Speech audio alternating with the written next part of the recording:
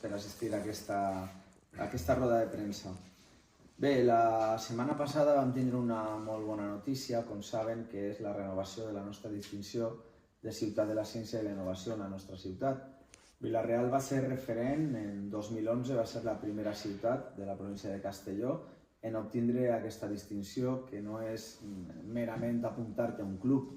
Hem explicat moltes vegades que aquesta xarxa de ciutats per la ciència i la innovació, que depèn del Ministeri de Ciència i Innovació del Govern d'Espanya, és una xarxa que exigeix molt, és una xarxa d'excel·lència, de talent, on les ciutats i pobles que decideixen estar en la mateixa són examinades de forma permanent del treball que estan fent a través dels tècnics del Ministeri de Ciència i Innovació i al mateix temps, com els dic, aquest pla estratègic que presentes per a poder formar part d'aquest club, en aquests moments 112 ciutats de tota Espanya i pobles formen part d'aquesta xarxa. Quan vam començar en 2011, perquè això arranca en 2010, crec que eren 47 en aquell moment. N'hi ha vegades que inclús en aquests exàmens que se fan, cada 3 anys s'expulsa pobles i ciutats de la xarxa. Això és una realitat,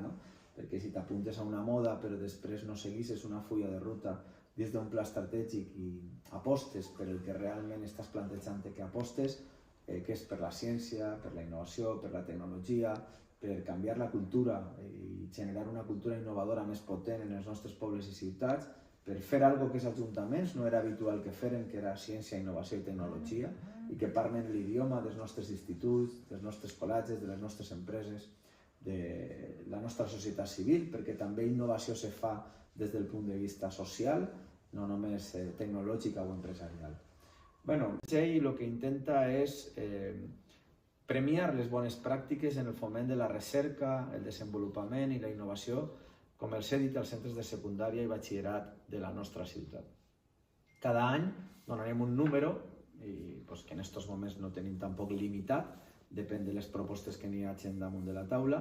Enguany, com un any en el que anem a arrencar, no hem obert una convocatòria per a que se puguen presentar propostes, sinó que des de la pròpia Càtedra d'Innovació Ceràmica Ciutat de Vila-real s'ha remès uns mails als centres educatius per a que aportaren memòries de les qüestions que estan fent, però perquè també d'alguna manera hem anat fent seguiment, col·laborant, cooperant i treballant en molts dels nostres centres educatius de la ciutat que han anat desenvolupant projectes i volíem també que aquests foren els primers premiats en aquest setge d'excel·lència Antonio García Verdú. A totes,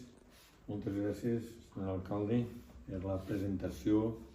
d'aquest reconeixement, el segell d'excel·lència Antonio García Verdú. Per a mi és un plaer, una satisfacció des de la direcció de la Càtedra d'Innovació Ceràmica Ciutat de Vila-real.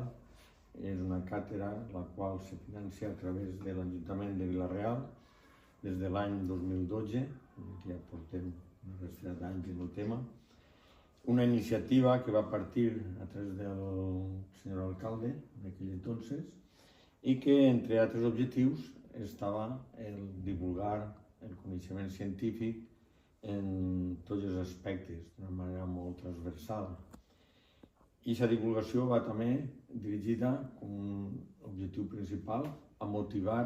a les noves generacions, els més joves, per la seva passió per la ciència i la tecnologia. Bé, dins d'aquestes idees recolzem d'una manera molt satisfactòria des de l'àmbit de l'educació. Finalment, lliurarem els premis de reconeixement que volen ser, aquest punt, com ha dit el senyor alcalde, aquest punt de partida i un estímul perquè continuen avançant junts tots els centres en aquest camí. Per això s'ha definit un jurat,